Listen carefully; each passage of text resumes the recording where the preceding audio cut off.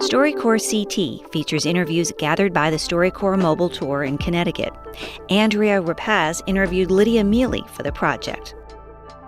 Well, can you tell me a little bit about your parents and their love story and kind of the effects it had on the community? My dad joined the Merchant Marines, and he was shipped to Puerto Rico. He first saw my mother, Olga, when he and his sergeant took the wrong bus and ended up at the end of the bus line in front of my grandmother's restaurant. And he pursued her. He didn't give up. He always said my mother was his salvation. My mother often, looking back, always said that she felt it was her destiny to come to the United States.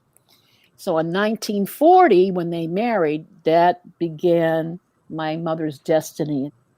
She left a warm, loving family, a tropical environment, to come to the cold of Vermont. That's great. How did your parents get to Connecticut from Vermont? Work. They always went where the jobs were. And my mother worked at Pratt & Whitney, and my father was, at the time, I think he was laying hardwood floors.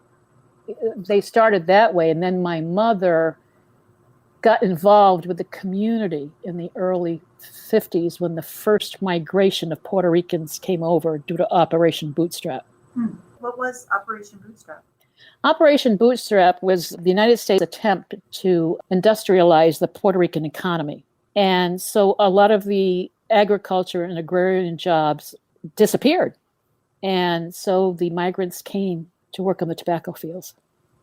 Can you talk about what it was like for your mother here before the first wave of migration came? Yeah, she experienced a lot of discrimination because she was Puerto Rican. I remember when we were children, my mother couldn't look for apartments. My father had to. If they found out she was Puerto Rican, they wouldn't rent to her.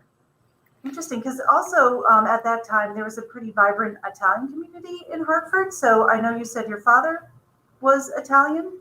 Did he get involved in the Italian community at all? No, my mother was an incredible influence. He got totally enmeshed in the Puerto Rican community. My mother started working with the first migrants from Sacred Heart Church in the North End and St. Peter's in the South End. And she and Father Cooney and Nilda Ortiz established the San Juan Center. And she was a little tiny mom, but a powerhouse. And she had such a way of influencing people with just her love and caring that it sparked that same feeling in other people. Her main mission was to help people find jobs, get educated, and empower them to help themselves.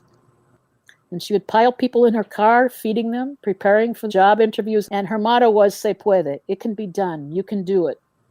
And she got such a good reputation with the employers that they would take anybody she brought. And Mom inspired everyone to reach their highest potential, including me. She worked with the principal at Hartford High to expand the adult education classes for Puerto Ricans and migrants to learn English. The phone was ringing off the hook 24/7. I know when I would call, my father had a great sense of humor. He would answer the phone and say, "This is Olga Mele's answering service." And, his greatest contribution was to allow my mother to do her own thing, even at the expense of not having her around all the time, which he really missed. He did it because it made her happy. And she spent 65 years helping all of the Hispanic community, not just Puerto Ricans. She sounds like a very, very amazing woman. Yeah, she was. Lydia Mele and Andrea Rapacz in Hartford, Connecticut. Produced locally by Connecticut Public Radio. See and hear more stories at ctpublic.org/StoryCorpsCT. The StoryCorps Mobile Tour is made possible by the Corporation for Public Broadcasting. StoryCorps CT is supported locally by Connecticut Humanities with funding from Connecticut's Department of Economic and Community Development, the Office of the Arts, and the state legislature.